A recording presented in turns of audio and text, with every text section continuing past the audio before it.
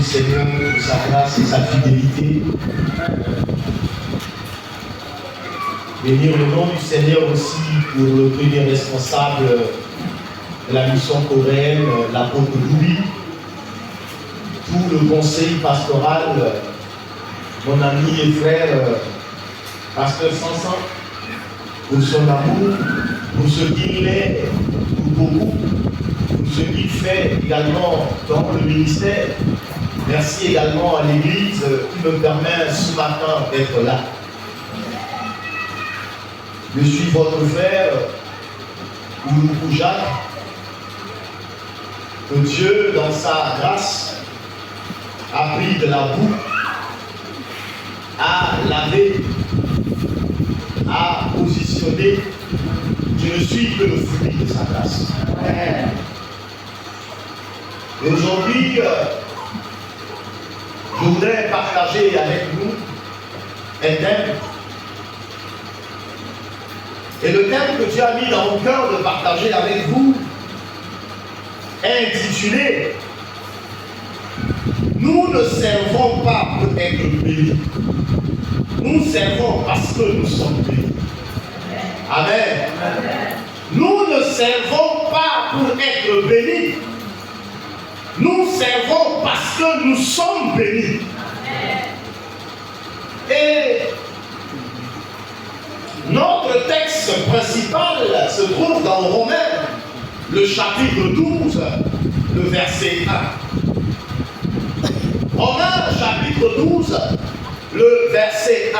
Celui qui est à la page pourrait nous faire la lecture. Romains, chapitre 12, le verset 1. Oui. Je vous exhorte, frères, par les compassions de Dieu, à offrir vos corps comme un sacrifice agréable à Dieu, sera pour votre. Amen. Je vous exhorte donc, frères, par les compassions de Dieu, à offrir vos corps comme un sacrifice vivant. C'est Paul qui nous parle ici. Paul dit, ne servez pas Dieu afin qu'il vous bénisse. Paul dit, servez Dieu afin qu'il vous accepte. Non. Paul dit, Paul ne l'a pas dit ici, servez Dieu afin qu'il vous aime. Non, ce n'est pas Paul. Paul ne dit pas cela. Il dit, à cause des compassions de Dieu. Le service chrétien est toujours une conséquence de la grâce.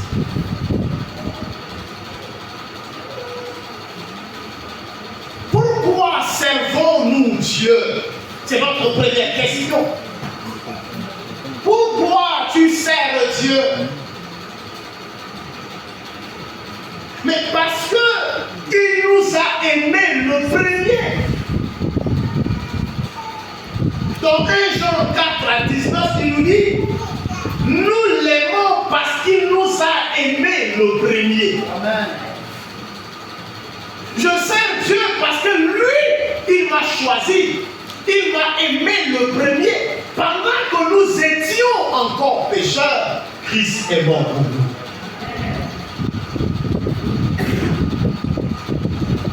Le christianisme commence parce que Dieu a fait.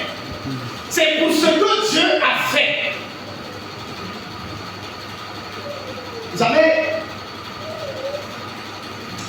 il y a une différence entre la religion et Christ. Christ n'est pas une religion. La religion, c'est quoi? C'est l'ensemble des règles qu'il faut suivre pour chercher à atteindre Dieu. C'est ça la religion. Christ, c'est une relation vivante que nous avons avec lui.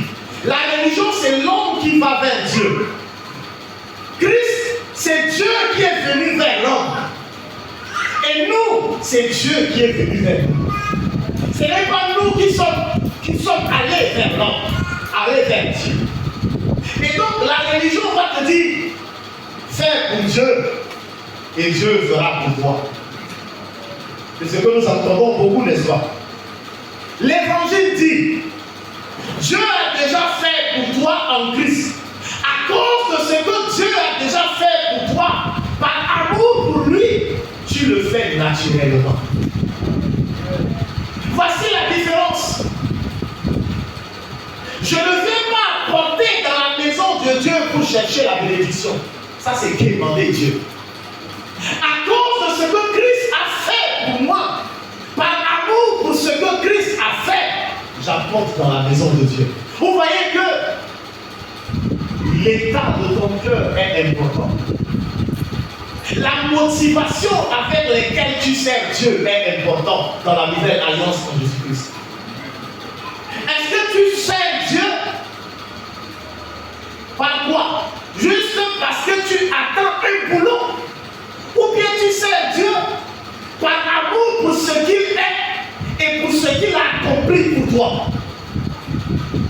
C'est important que chacun aujourd'hui, ce matin, puisse dire pourquoi je sers Dieu. Tu sers Dieu par intérêt? Sers-tu Dieu par intérêt?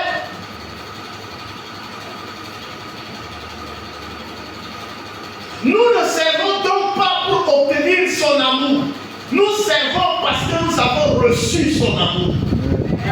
Pendant que tu étais quelqu'un, une vie séparée de Dieu, tu ne pouvais même pas te sauver. Dieu, dans son amour, n'a pas attendu que tu sois parfait pour aller à la croix pour toi.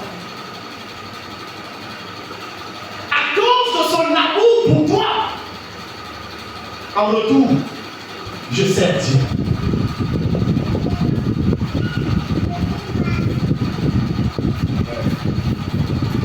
Pourquoi nous servons Dieu? Premièrement, parce qu'il nous a aimé le premier. Deuxièmement, parce qu'il nous a déjà tout donné en Christ. Amen. Quelqu'un peut nous lire Ephésiens 1, le verset 3. Ephésiens chapitre 1, le verset 3. Ephésiens 1, le verset 3. Béni soit Dieu, le Père de notre Seigneur, qui nous a bénis de toutes sortes de bénédictions spirituelles de la vie céleste. Amen. Il nous a bénis de toute bénédiction spirituelle dans les lieux célestes en Christ. C'est ce que Ephésiens 1, 3 te dit. Je sers Dieu parce qu'il m'a déjà tout donné en Christ. Colossiens 2,10 nous dit, il nous dit quoi? Nous avons tout pleinement en Christ, qui est le chef de toute autorité, de toute domination dans le ciel, sur la terre et sous la terre. J'ai tout en Christ. La parole de Dieu dit que tu es déjà béni. Dans les lieux célestes, tu es déjà béni. Le problème du chrétien aujourd'hui, c'est que il n'est même pas conscient de son héritage en Christ.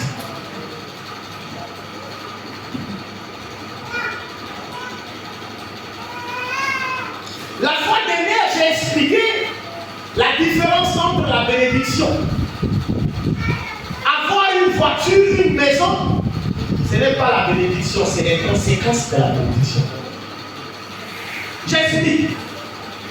Lorsque tu es venu à Christ et que Christ habite en toi, Christ t'a revêtu de son amour, de sa puissance, de sa grâce, de sa faveur. C'est comme si Christ a porté un manteau de grâce.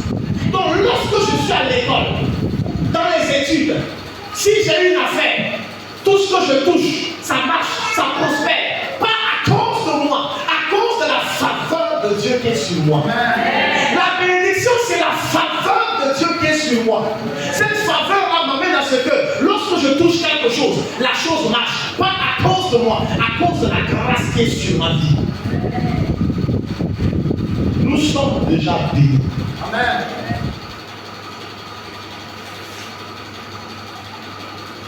Est-ce que tu es conscient que Dieu est béni?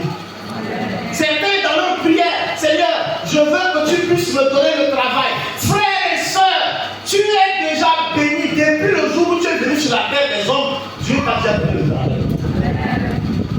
Le travail est rattaché à ton don et à ton talent. Le travail, c'est toute activité qui nourrit un rêve. sur la terre, Dieu t'a donné une capacité à faire quelque chose. La créativité, l'inspiration. C'est comment qui fait ces galettes-là. C'est comment qui vend de la bouillie. Celui-là qui a ouvert un cabinet. Celui-là qui fait ceci. C'est ça travailler. Lorsque Adam était dans le jardin, il disait quoi? Il faut cultiver le jardin et le garder. Il travaillait déjà. Le travail, ce n'est pas aller dans un bureau. Ça, c'est un emploi que tu cherches. Un emploi, c'est un contrat qui te lie à un employeur. Ce n'est pas le travail. Tu peux perdre un emploi parce qu'on t'a licencié, mais tu ne pourras jamais perdre ton travail. Tant que tu es sur la terre des hommes et que le talent, la grâce de Dieu est sur ta vie, tu as toujours un travail. Le problème, c'est qu'on est parfois mal enseigné et on pense que le travail, c'est forcément, il faut que je sois d'abord fait ceci. Et on a toujours négligé les peu de commencements que Dieu a commencé avec nous. Servir Dieu. Pourquoi nous devons servir Dieu? Parce qu'il nous a déjà tout donné en Christ. Je demande de l'argent. Dieu me donne une idée. Dieu me donne un esprit, une idée pour faire un projet. C'est la réponse à ma prière. Il ne me donne pas toujours l'argent directement. Il me donne une idée. Cette idée-là, je m'assois. Et puis maintenant, je transforme l'idée-là en un projet. C'est la réponse de Dieu à ma prière.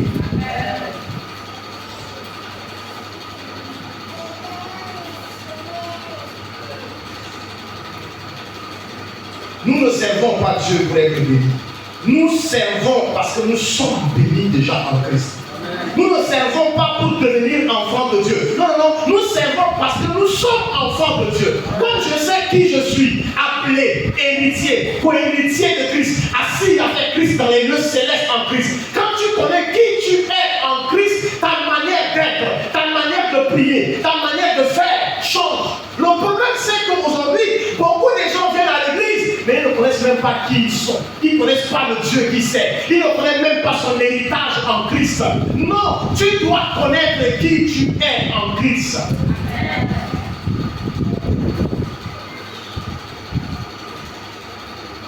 Alors, si nous connaissons et que nous savons déjà pourquoi nous devons servir Dieu, mais la grande question,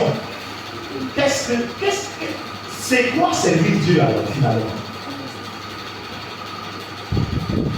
Oui, ben, je suis un enseignant, un pédagogue, c'est comme ça. Il faut que tout le monde comprenne les petits mots là. C'est important. C'est quoi servir Dieu? C'est ici que beaucoup se trompent. Pour beaucoup de personnes, ils pensent que servir Dieu, c'est chanter. Pour d'autres, ils disent que servir Dieu, c'est prêcher. Pour certains, servir Dieu, c'est être pasteur. Mais le service de Dieu est plus vaste. Ce n'est pas seulement ce que j'ai cité là. Il y a encore d'autres éléments que tout à l'heure je vais vous expliquer, que beaucoup de gens le font, mais pour eux ils négligent, ils pensent que ce n'est pas servir Dieu. Le serviteur de Dieu, ce n'est pas seulement que le pasteur, ni le chanteur, non. Je sers Dieu aussi avec quoi? Avec ma vie. Colossiens 3:17 nous dit quoi? Faites tout au nom du Seigneur Jésus-Christ. Faites tout. Un commerçant honnête, il sert Dieu. Une mère qui éduque ses enfants selon les principes de Dieu, il sert Dieu. Un étudiant sérieux, il sert Dieu. Parce que cet étudiant-là, sa discipline, l'amour qu'il a pour Dieu, c'est sa manière de parler, d'évangéliser. Il sert Dieu. Amen. Un fonctionnaire intègre, il sert Dieu. Le service commence d'abord par notre vie quotidienne de tous les jours. Ce qu'on est, ça parle le plus dans ton quartier, ta manière de présenter. Tu vends des galettes, la manière dont tu reçois les gens, avec sourire, respect, considération. Tu chantes pour Dieu. On voit combien, malgré les difficultés, tu tiens. C'est ta manière de servir Dieu. Amen. Nous servons Dieu avec notre vie, mais nous servons Dieu également dans son église. Oui, Dieu a donné des dons. 1 Pierre 4:10 nous dit ceci, que chacun mette au service des autres le don qu'il a reçu. Que chacun mette au service des autres le don qu'il a reçu. Qu'est-ce que tu as reçu de Dieu? Je vous ai dit tout à l'heure que dès que tu es né sur la terre des hommes, Dieu t'a donné des dons et des talents. Que fais-tu de ces dons-là? Égoïste que tu es. Tu ne veux pas servir le monde avec ton don. Tu es même dans l'église, mais tu es toujours resté spectateur de tout. Personne n'est inutile dans l'église. Personne. Certaines personnes changent. D'autres accueillent à l'accueil. D'autres encouragent. D'autres encore vont visiter. Certains encore prient. D'autres organisent. Le problème de nombreuses églises, c'est que tout le monde veut être béni, mais ne veut pas participer à la maison de Dieu.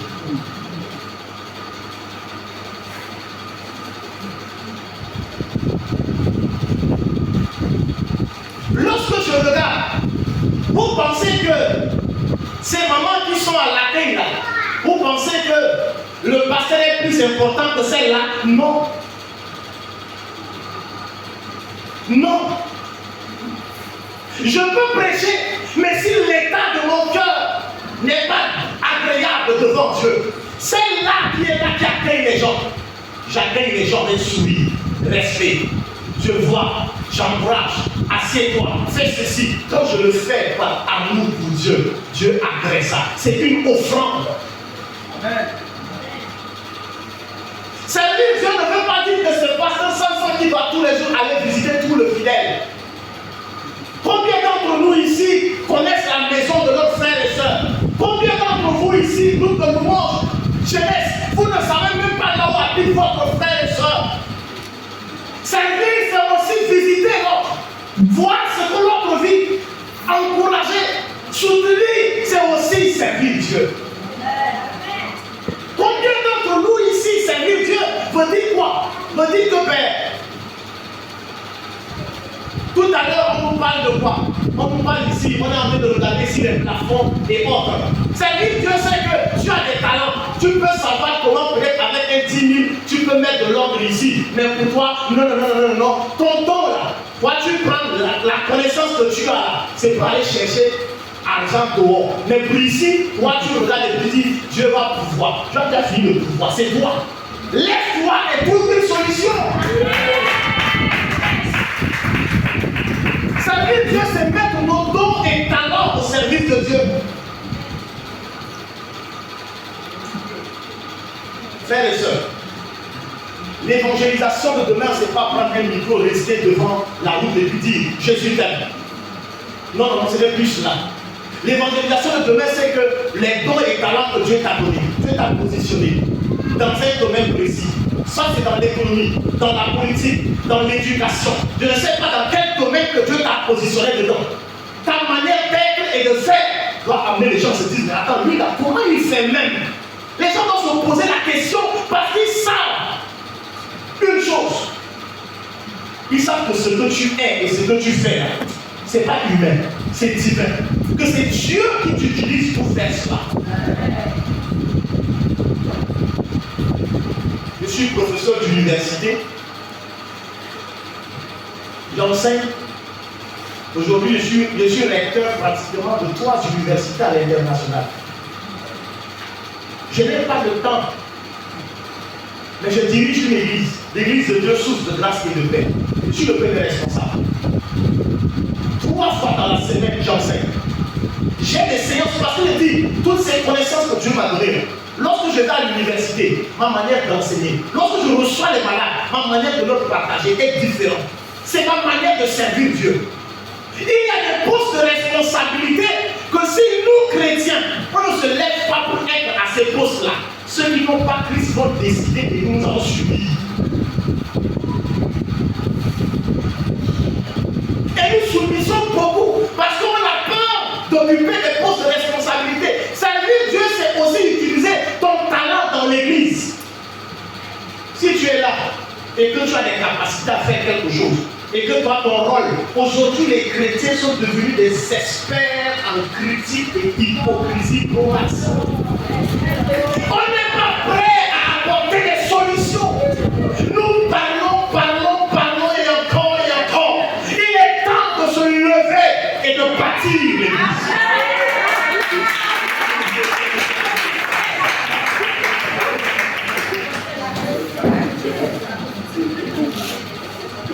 Nous devons servir Dieu à travers les hommes. Matthieu 25:40 nous dit ceci. Chaque fois que vous avez fait ces choses à l'un de ces plus petits de mes frères, c'est à moi que vous les avez faites. Voilà ce que Matthieu 25:40 nous dit. Servir Dieu, c'est aussi servir à travers les hommes. Ça veut dire aider les pauvres. Ça veut dire visiter les malades. Ça veut dire soutenir un missionnaire. Ça veut dire encourager un frère qui est découragé. C'est aussi servir. Servir, c'est aussi consoler une veuve.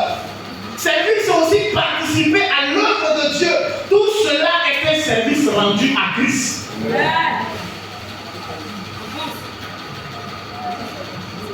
Combien de gens sont autour de nous et que peut-être juste 1 000 francs, 1 2 000, 1 3 000 pourraient apporter de la joie, encourager la personne. Parfois tu es là, l'Esprit de Dieu te dit clairement qu'il faut l'aider. Mais à cause de ce que toi là, tu es tellement endurci, tu refuses d'apporter. Ceux qui aident, ce n'est pas forcément parce qu'ils ont beaucoup. Non. Ceux qui aident, c'est parce qu'ils savent que peut-être 1 000 francs pourrait apporter de la joie. Amen. Je me rappelle, il y a une semaine, un frère m'appelle, il me dit vraiment, pasteur,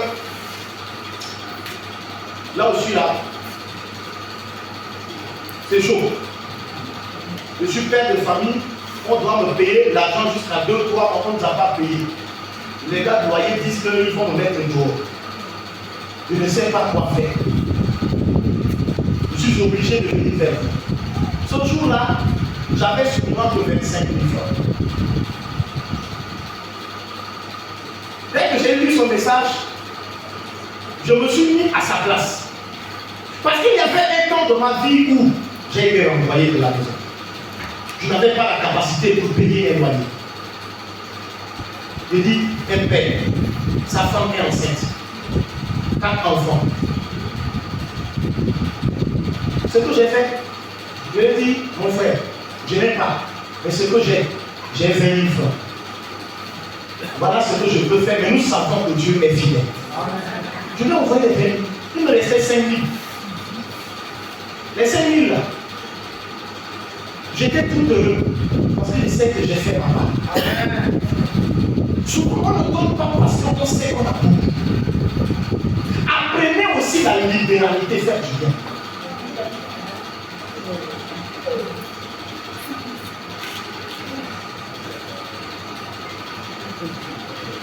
Combien de gens autour de vous ont des difficultés que vous savez, que vous pouvez aider? Aider ne veut dire pas forcément donner le côté.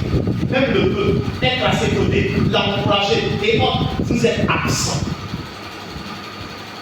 Vous êtes absent auprès de certains qui souffrent à côté de vous.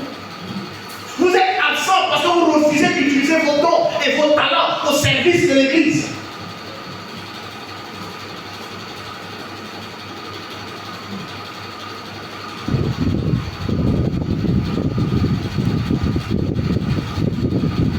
Pourquoi certains chrétiens ne servent pas?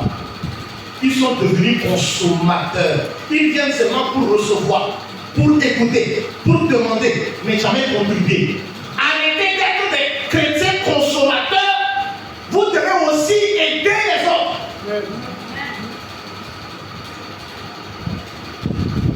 L'église devient un restaurant spirituel pour lui. Il vient, on le nourrit spirituellement. Il vient qu'il y a un problème. Pasteur, aidez-moi, on prie pour lui. Il vient faire ceci. On fait tout pour lui. Lui n'est pas prêt pour Dieu. Ce n'est pas un restaurant ici.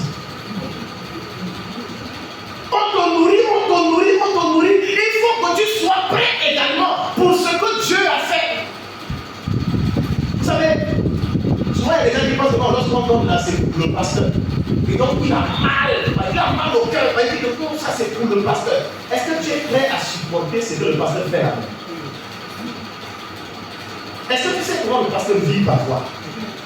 Et tu sais que parfois il n'a même pas à manger. Est-ce que tu es conscient de ça? Quand le pasteur est là, son petit argent, par exemple, tout le monde vient lui demander, il donne. Parfois il sacrifie même sa femme. Est-ce que tu le sais? Tu préfères critiquer, mais est-ce que tu es prêt à porter la croix? Pendant que toi tu dors à 3 heures du matin, tu ronfles. Lui il est là en train d'intercéder pour la délivrance de quelqu'un. Est-ce que tu es conscient de ça? Pourquoi beaucoup de chrétiens ne servent pas? Ils ont perdu la vision de la grâce. Lorsqu'on oublie ce que Christ a fait, le service devient une corvée. Qu'est-ce que Christ a fait pour toi? Lorsqu'on oublie ce que Christ a fait, le service devient pas de la reconnaissance. On le fait malgré soi. Et beaucoup servent Dieu malgré eux, avec murmure, avec parfois colère. Et quand c'est comme ça, Dieu n'agrée pas ton offrande. Certains refusent de servir Dieu parce que beaucoup ne servent pas Dieu à cause de quoi? À cause de mauvaises motivations. Et oui. Certains chrétiens ne servent plus. À cause de quoi? Ils servent avec de mauvaises intentions. Il vient pour servir Dieu, mais son intention c'est pour être vu. C'est pour avoir un poste. Il faut que je travaille beaucoup. Comme ça, ils vont me nommer tel, ils vont me nommer responsable, ceci. Donc, sa motivation, ce n'est même pas l'amour pour Dieu. Pour lui, là, ça c'est amour intérêt. Il fait parce qu'il a en train de porter un poste. Donc là, il est là. Après, dès qu'il a ce poste-là, il disparaît.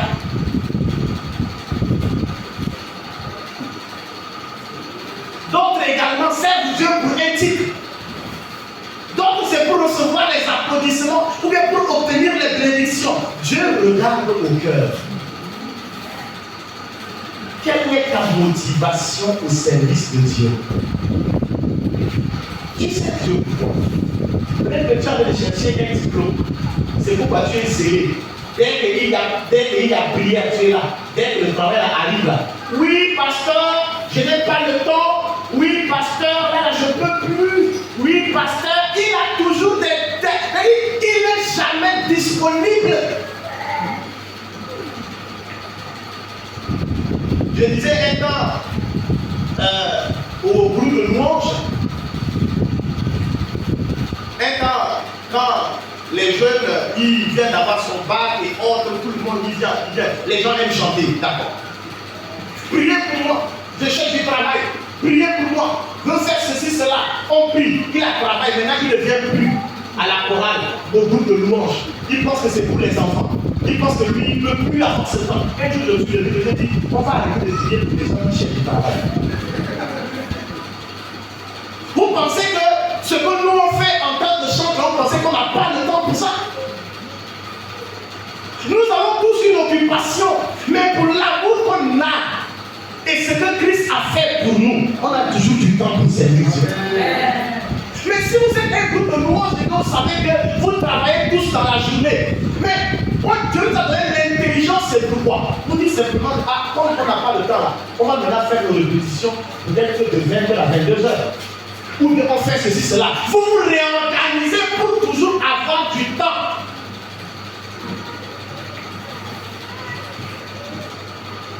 Ce que Dieu recherche vraiment, Dieu n'a pas besoin de nos services. Ce que je veux que tu saches. Tout à l'heure, le pasteur parlait là. Dieu n'a pas besoin. Il n'y a personne qui est essentiel pour dire que sans lui, rien ne va marcher là. Détrône-toi. Dieu n'a pas besoin de toi. C'est par grâce que Dieu te tend la main pour que tu puisses être à son service. Si tu refuses de le faire, il dit quoi? Il va susciter les prières. Tandis que sans toi, son œuvre va continuer. Nul n'est indispensable. C'est pourquoi si tu es au service de Dieu, fais-le avec amour. Pas pour le pasteur, fais-le pour Dieu. Dieu n'a pas besoin de ton service parce qu'il est Dieu. Parce que si Dieu a besoin de ton service pour exister, il ne sera plus Dieu. Ce que Dieu recherche, c'est notre cœur. Marc 12:30 nous dit, tu aimeras le Seigneur ton Dieu de tout ton cœur.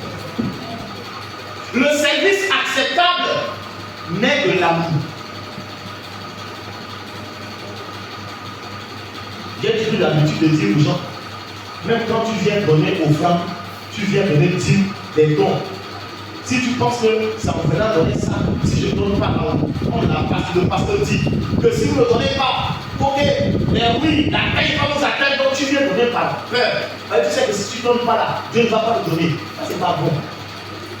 Je le donne par amour pour Dieu. Je ne viens pas donner par peur. Et beaucoup viennent donner par peur. Ils viennent donner le magasin, il a mal au cœur, il dit, ah, ça encore, je dois donner pour le pasteur. Donc lui, quand il donne là, il pense que c'est le pasteur, il a mal.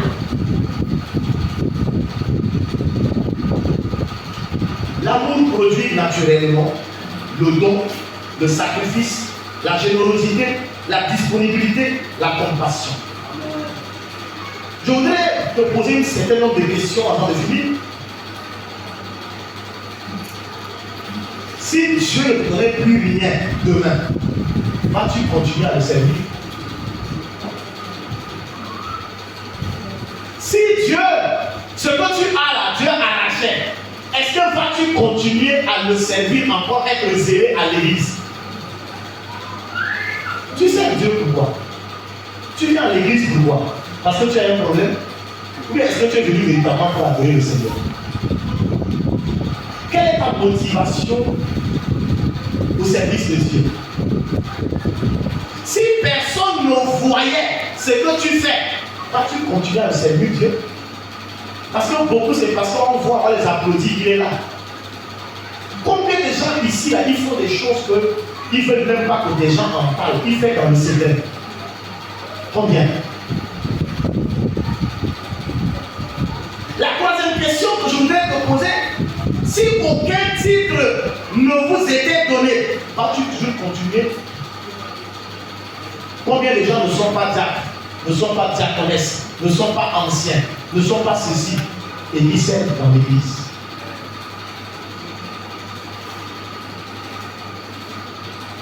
Le véritable serviteur ne travaille pas pour gagner l'amour de Dieu. Non. Il sait qu'il a déjà l'amour de Dieu. Et à cause de ce qu'il est conscient de l'amour qu'il a pour Dieu, qu'il a de Dieu, lui également en retour, il manifeste de l'amour naturellement aux choses de Dieu. Quel est ton zèle? Depuis que tu as commencé avec Dieu, peut-être que ton zèle a baissé. Ta manière de servir a baissé. Parce que tu as été découragé. Beaucoup d'entre nous ont été découragés. Il m'a mal parlé. Ils ne se sont pas bien comportés. Le pasteur ne m'a pas visité. Il n'a pas fait ceci pour moi. Beaucoup ont été découragés. Je voudrais te dire, fixe ton regard sur Christ. Les hommes, ils peuvent avoir des faiblesses. Mais Dieu, dans le secret, lui, il ne t'abandonne jamais. Tu n'es pas venu ici pour un homme. Tu es venu pour Dieu. Continue de fixer ton regard sur Jésus-Christ. Quels sont tes dons? Quels sont tes talents? À la fin du culte, qu'est-ce que tu vas prendre comme résolution par la grâce de Dieu pour l'accomplir? Revois ta motivation pour Dieu. Revois qu'est-ce que tu peux mettre ton don et talent pour Dieu.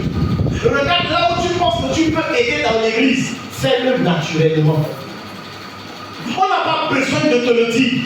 Et si tu n'appartiens pas à un département par les compassions de Christ, va dans un département. Amen. Quels sont ceux qui n'ont pas de département ici? Dieu vous voit. Même si vous ne le reconnaissez pas, Dieu vous voit. Comment tu peux appartenir à un corps et puis il y a les démembrements du corps? Toi, tu n'appartiens à rien. Ah! Il y a le groupe des femmes, il y a le groupe des hommes, il y a la jeunesse, il y a, je ne sais pas, le groupe des intercesseurs. Il y a beaucoup de départements. Soit va quelque part. Est-ce que vous savez que la plupart des grands hommes, c'est de l'église qu'ils ont appris. Apprendre à diriger, à conduire, apprendre à faire ceci. C'est à l'église qu'on a tout appris cela. Mais toi, tu ne veux pas. À l'accueil. Non, tu ne veux pas. Et puis, Ceux qui sont à l'accueil, ce n'est pas qu'ils n'ont rien à faire. Vous venez à l'accueil et puis vous leur parlez mal. On vous dit de vous asseoir ici, vous refusez. Vous gonflez vos joues. Respecter et honorer, c'est quelqu'un qui a eu l'autorité et établi pour faire ce travail-là. Tu dois l'honorer.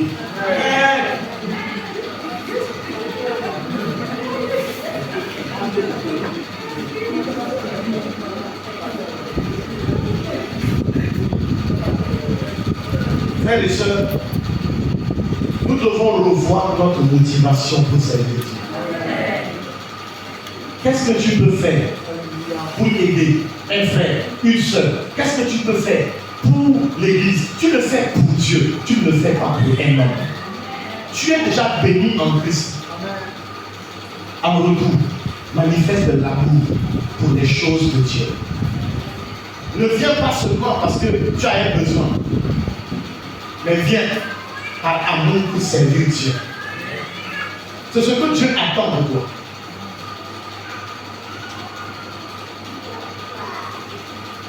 Nous allons nous lever pour prier ensemble.